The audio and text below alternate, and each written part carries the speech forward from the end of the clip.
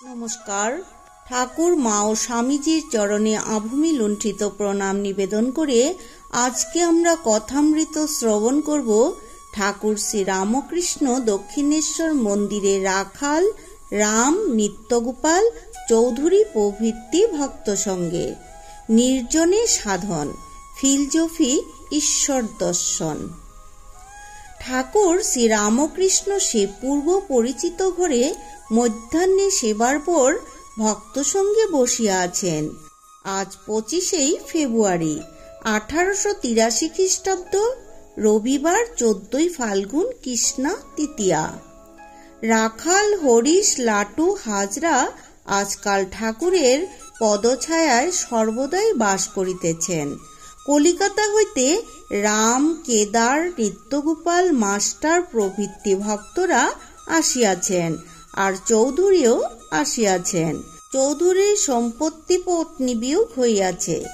মনের শান্তির জন্য তিনি ঠাকুরকে দর্শন করিতে কয়বার আসিয়াছেন। তিনি 4টা পাস করিয়াছেন। রাজ সরকারের কাজ করেন। ঠাকুর রামকৃষ্ণ রাম প্রভৃতি ভক্তদের প্রতি বলছেন, রাখাল, নরেন্দ্র, ভবনাথ এরা নিত্য সিদ্ধ, জন্ম থেকেই চৈতন্য আছে, লোকশিক্ষার জন্যই শরীর ধারণ। আর এক থাক আছে কৃপা সিদ্ধ, হঠাৎ তার কৃপা হলো অমনি দর্শন আর জ্ঞান লাভ। যেমন 1000 বছরের অন্ধকার ঘর আলো নিয়ে গেলে এক্ষণে আলো হয়ে যায়, একটু একটু করে হয় না।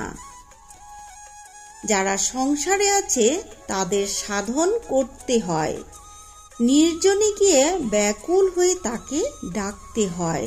একথা ঠাকুর বলছেন যাদের কৃপা সিদ্ধ হয়েছে তাদের অমনি দর্শন ও তাদের দর্শন এবং জ্ঞান লাভ হয়েছে। আর যাদের নাকি ঠাকুর বলছেন, আর যারা নাকি সংসার করছে তাদেরকে বলছেন সাধন করতে এবং নির্জনে গিয়ে ব্যাকুল হয়ে তাকে ডাকতে বলছেন, ভগবানকে ডাকতে বলছেন। এবার ঠাকুর চৌধুরীর প্রতি, পাণ্ডিত্য দ্বারা তাকে পাওয়া যায় না, আর তার বিষয়কে বিচার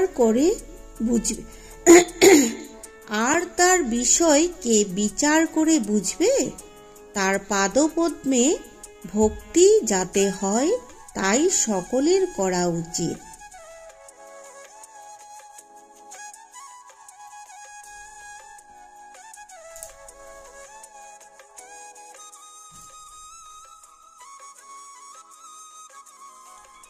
তো চৌধুরীর প্রতি ঠাকুর বলছেন যে পাণ্ডিত্য যেটা বলছেন, পাণ্ডিত্য যতই পণ্ডিত হও বা কিছু, ওটা দিয়ে তাকে পাওয়া যায় না।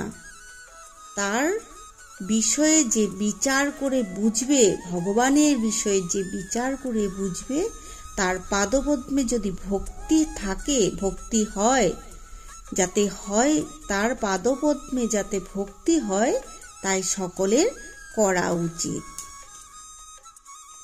এবারে ভীষ্মদেবের কন্দন, হার জিত, দিব্য চক্ষু ও গীতা।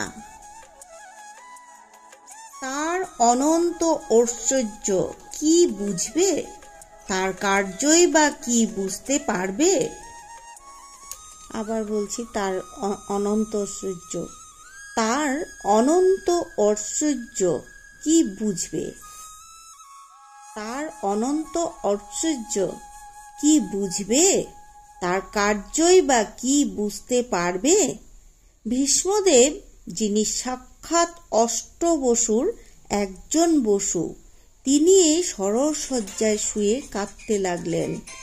বললেন, কি আশ্চর্য, পাণ্ডবদের সঙ্গে স্বয়ং ভগবান সর্বদাই আছেন, তবু তাদের দুঃখ বিপদের শেষ নাই। ভগবানের কার্য কে বুঝবে? কেউ মনে করে আমি একটু সাধন ভোজন করেছি তাই আমি জিতেছি, কিন্তু হার জিত তার হাতে। অর্থাৎ ভগবানের হাতে।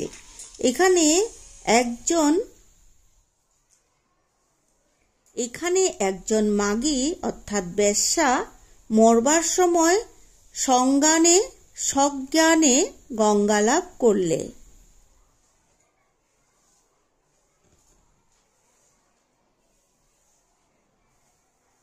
সজ্ঞানে গঙ্গালাভ করলে।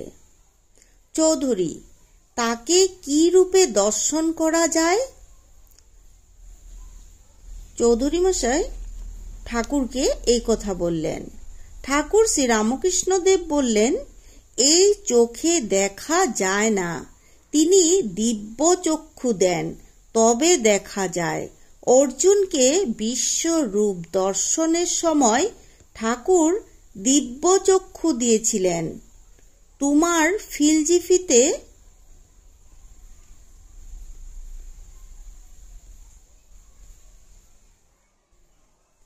তোমার ফিলোসফিতে কেবল হিসাব কিতাব করে, কেবল বিচার করে, ওতে তাকে পাওয়া যায় না। এবারে অহেতুকী ভক্তি, মূল কথা রাগানুগা ভক্তি। যদি রাগ ভক্তি হয়, অনুরাগের সহিত ভক্তি, তাহলে তিনি স্থির থাকতে পারেন না। ভক্তি তার কি রূপ প্রিয়? খোল দিয়ে জাব যেমন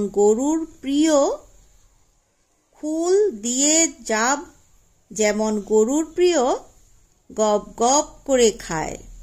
রাগ ভক্তি হলো শ্রদ্ধা ভক্তি, অহেতুকী ভক্তি, যেমন প্রহ্লাদের। তুমি বড় লোকের কাছে কিছু চাও না, কিন্তু রোজ আসো, তাকে দেখতে ভালোবাসো। জিজ্ঞাসা করলে বলো, আজ্ঞা, দরকার কিছু নাই, আপনাকে দেখতে এসেছি। এর নাম হচ্ছে অহেতুকী ভক্তি। তুমি ঈশ্বরের কাছে কিছু চাও না, কেবল চাও ভালোবাসা। এই বলিয়া ঠাকুর গান গাহিতেছেন, আমি মুক্তি দিতে কাতর নই, শ্রদ্ধা ভক্তি দিতে কাতর হই। আমার ভক্তি যেবা পায়, তারে কেবা পায়, সে যে সেবা পায় হয়ে ত্রিলোক জয়ী। শুনো চণ্ডাবলী ভক্তির কথা কই, মুক্তি মিলে কভু ভক্তি মিলে কই। ভক্তির কারণে পাতাল ভবনে, বলির দ্বারে আমি দাঁড়ি হয়ে রই। শ্রদ্ধা ভক্তি এক আছে বৃন্দাবনে, গুপগুপি বিনে অন্য নাহি জানে।